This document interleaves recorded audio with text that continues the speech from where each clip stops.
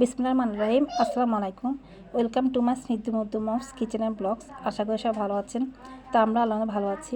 আজকে আপনাদের সাথে শেয়ার করব একদম গন্ধ ছাড়া 1 কাপ লাল চা দিয়ে খাসির কলিজা ভুনা। এখানে আমি নিয়ে নিয়েছি পেঁয়াজ প্রায় 10-12টার মতো। পেঁয়াজগুলো যেহেতু আমি একটু মোটা করে কেটেছি, এই যে আমি হাত দিয়ে ভেঙে নিচ্ছি পেঁয়াজগুলোকে। নিয়ে সবগুলো পেঁয়াজ আমি কলিজা দিয়ে দেবো খুব ভালো করে। তো পেঁয়াজগুলো আমি দিয়ে দিয়েছি।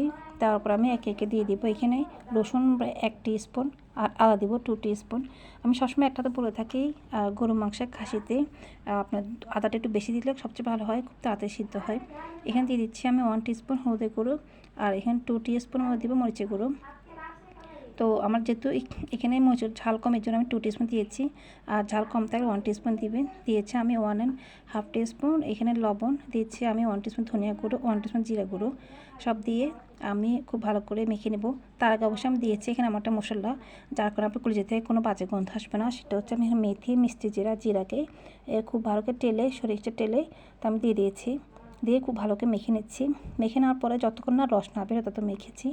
এখন আমি 1 কাপ লাল চা দিয়ে দিচ্ছি, দিয়ে আর ভালো করে মেখে নিচ্ছি। দেখুন খুব ভালো করে মেখে রেখে দিয়েছি।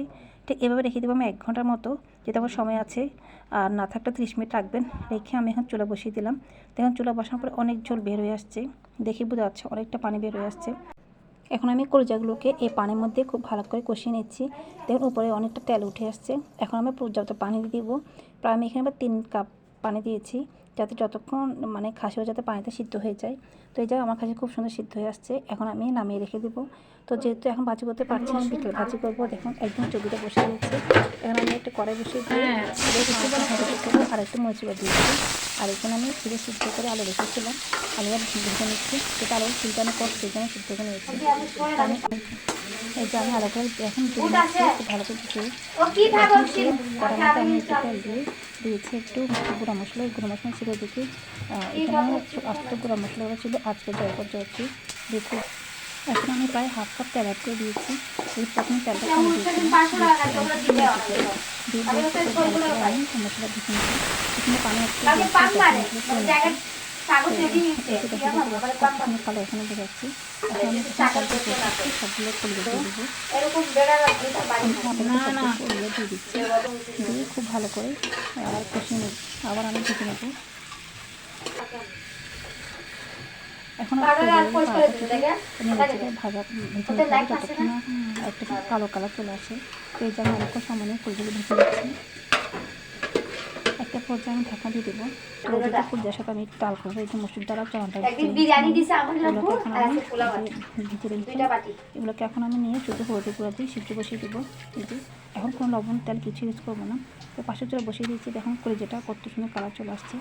আমি এবার ঢেকে দিয়ে কিছু লবণ ভাজি করে ঢেকে দিব। এবার করতে করতে একটা সময় এই কলিজাটা একটা খুব সুন্দর কালার হবে, খুব সুন্দর গ্রেভি চলে আসবে।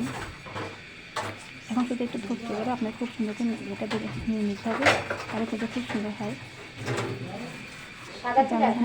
আবার আমার ছেলে ছোটা এখন আবার দেখে দিচ্ছি। দেখুন কতটা সেটা ঘন হয়ে যাচ্ছে, একটা গ্রেভি চলে আসছে। আর আপনি যখন রুটির সাথে ভাতের সাথে পরিবেশন করতে পারেন, পরোটা পরিবেশন করতে অনেক টেস্ট একটা মিষ্টি খুব কম দেওয়া হয়। আর এই যে পাশের যে ডালটা আমার যখন বয়েল আসবে ঠিক তখন আমি 1/2 টিস্পুন লবণ দিয়ে দিয়েছি। এটা আমার কলিজা হয়ে গিয়েছে। দেখুন চারপাশে কত সুন্দর তেলটা জমে এসেছে। খুব খেয়ে ঠিক যখন রেডি হবে তখন বুঝতে কলিজা হয়েছে। এখন আমি দেখেছি আলু কত সুন্দর সিদ্ধ হয়েছে আর কলিজাটা কত সুন্দর সিদ্ধ হয়েছে দেখছি। সবাই অনেক হয়েছে। আসলে